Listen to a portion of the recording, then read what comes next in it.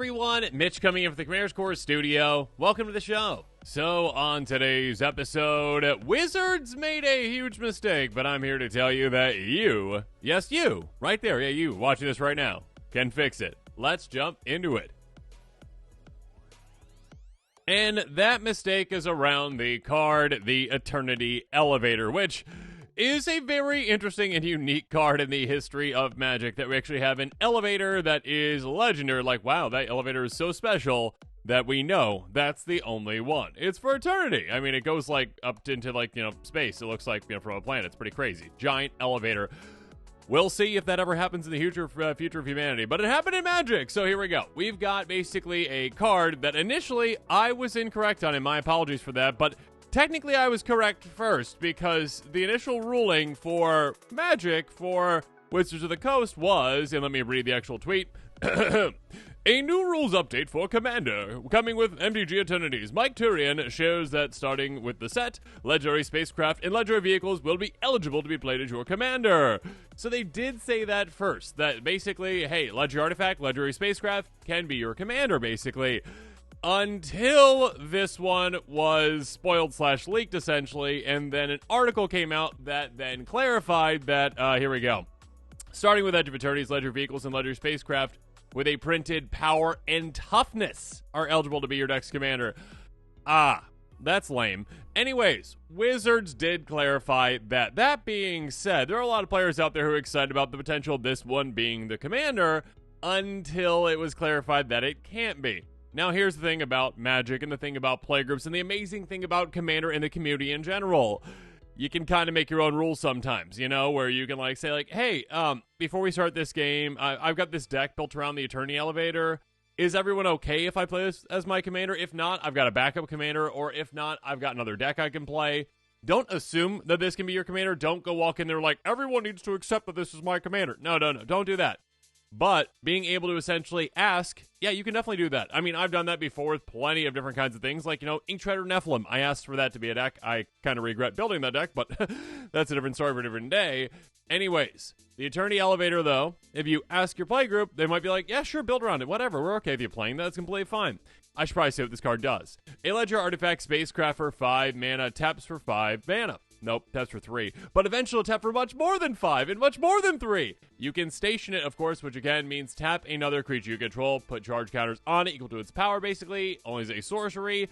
And then once it gets to 20 plus, it taps for X mana of any one color, X the number of charge counters on it.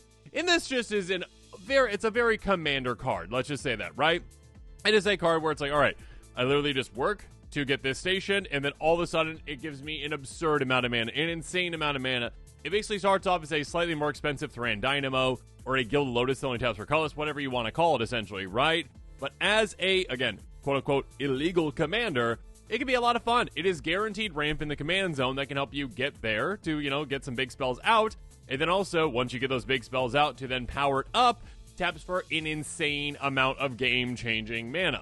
So again, I believe there's a lot of playgroups out there who would be completely fine with you building around this. Again, ask first. Let's jump into some ways to build around it. And again, ways that you can fix this and say, hey, there's some really cool things that can be done with this one. And also other things for you to bring up in your argument to your playgroup when you're like, hey, you know what? I'm just trying to prove a point that I should be able to build around this, or be okay if I build around this, okay? Here you go. And that argument comes with Esika and one other commander I'll bring up here in a bit, and Eddie would argue this because Eddie has an Esika deck, and it actually is Esika. The vast majority of Esika decks, I mean like 90+%, don't use the actual front side of the commander. They just ignore the quote-unquote power toughness side of the commander. Wizards. Anyways, so yeah, this side of the commander, again, can be very good. Eddie's deck is very good. It's a lot of fun. That being said, the vast majority using the Prismatic Bridge side, which does not have a power toughness. It is just an enchantment in the command zone. So, yeah, a lot of players out there are like, yeah, no, this is all I'm doing. I just get the Prismatic Bridge out. That's what I do. So, yeah, it doesn't have power toughness. You don't care about that power toughness. It's not a creature. It's never going to be a creature.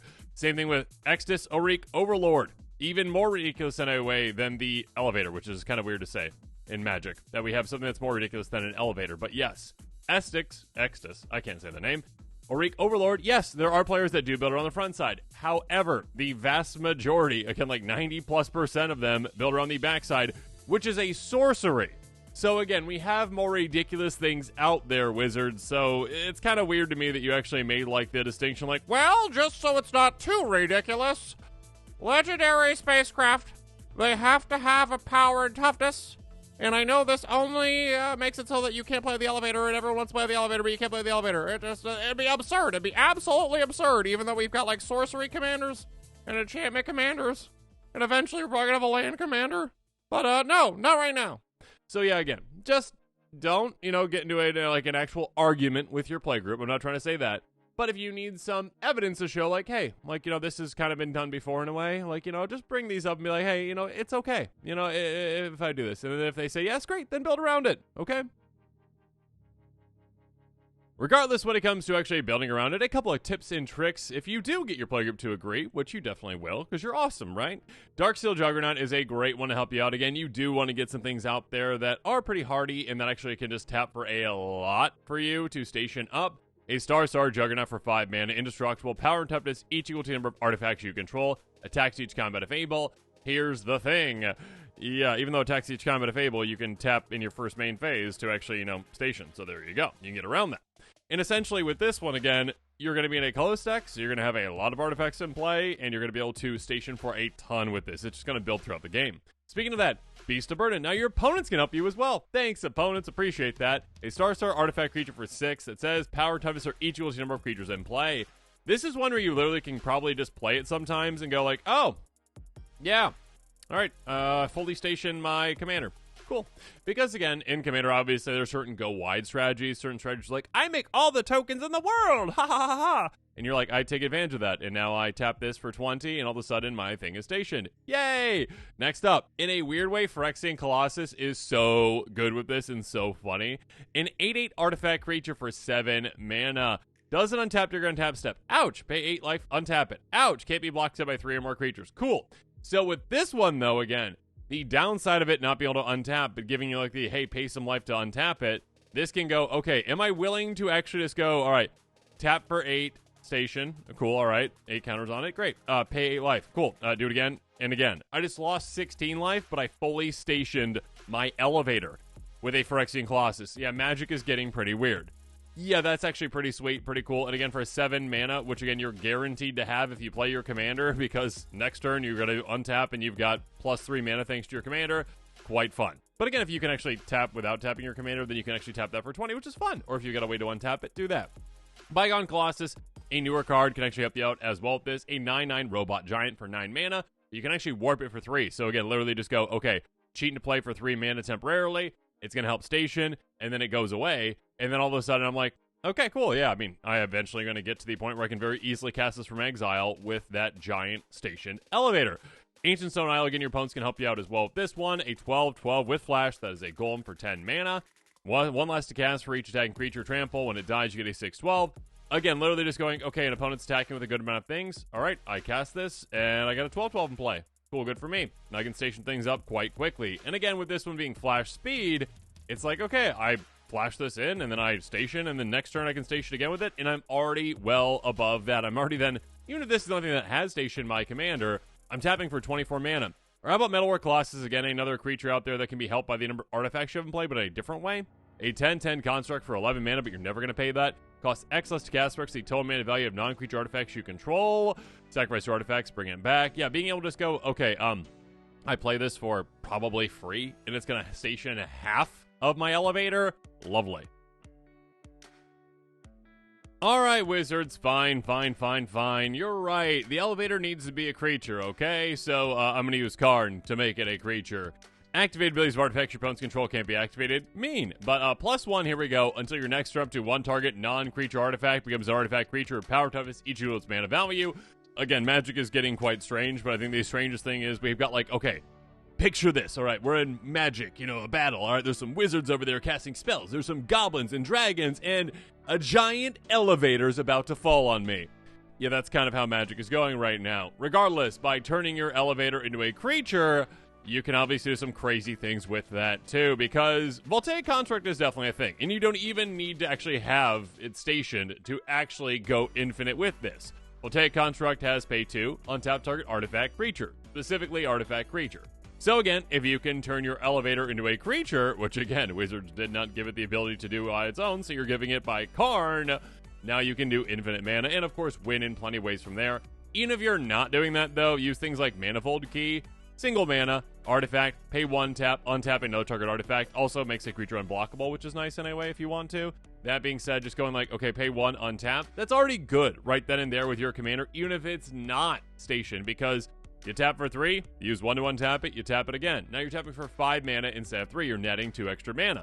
That being said, obviously, at a higher amount of mana once it is stationed, let's say you're at 20 on it, you're like, okay, tap for 20, use 1 of my mana, I think I can spare that 1 mana, okay, and then untap, tap again. I just tap for 39 mana with my commander. Yeah, you better be able to win from there. Sonic Screwdriver can help you as well. A Mana Rock itself costs 3, taps for 1, pay 1, tap, untap another target artifact, 2 tap, scry 1, tap 3, and then, unblockable. Again, the thing that matters most is that, hey, untap that artifact and do it again. But of course, the point of getting all of this mana from this commander that you again asked your player very nicely and presented a very good case showing off Essica and Exodus and saying like, hey, you know what? This is already kind of happening anyways. Are you okay with this? And if you are, great. If not, I won't build it. Or I'll play with, people at the LGS that are okay with it or whatever I'm going to do. Is to actually get an absurd amount of mana and do some crazy things with it. So what can you do? I mean, at a budget level, Market Back Walker, a great card to utilize with this. A 0/0 construct for XX, comes with X counters on it, pay 4, put a counter on it. When it dies, you draw a card for each counter on it. Basically a giant threat. Again, literally if you are just, say, stationed at 20, you're tapping. This is a 10/10 that you then can just add more counters to it later when you need to. And of course, 20 is probably the minimum for what you're going to get that station amount to, right? Orochiatri, yet another way to do this as well. Artifact for XX, enters battlefield, X charge counters on it, pay 5 tap, put a 1/1 green snake creature token on the battlefield for each charge counter on it. Yeah, you can go super wide with this super quickly. And of course, if you've got some artifact on tappers like we just talked about, yeah, utilize those once this is already in play to just put out an absurd amount of creatures. But of course, you can also just go like Elevator Eldrazi. That's definitely going to be a name of a deck. Kozilek Butcher of Truth, or the other Eldrazi as well, of course. When you cast it, draw 4 cards, Annihilator 4, the whole shuffling thing. But yeah, a 12/12 for 10 mana that draws you 4 and annihilates your opponents. What's not to love about that?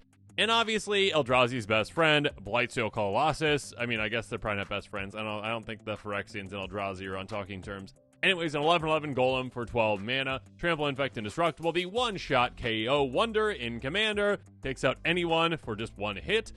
Yeah, one thing I should have mentioned earlier, I guess, is Proliferate also works pretty well with this Commander as well. If you've got a lot of charge counter things, or if you've got, again, something like this that does proliferation, and you're like, okay, cool, poison proliferation works very well. So yeah, that can work into it too.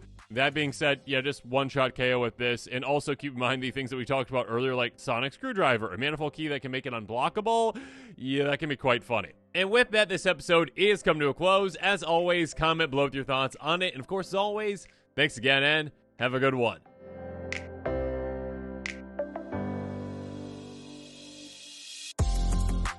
This show and episodes like this one are possible thanks to viewers like you. If you're looking for an easy way to help support this show, make sure that you like, share, and subscribe. Also, hit that bell notification icon so you don't miss any new episodes. You can also go check out our playmats and other merchandise at thecommandersquarters.com. Another easy way to support this show is with our TCG Player affiliate links. So whether you're buying a deck or individual cards, you can use this general link right here or one in the description. And the final way that you can support this show is by supporting us directly by becoming a patron. There are many benefits to being a patron, and I truly couldn't do this without all of their support.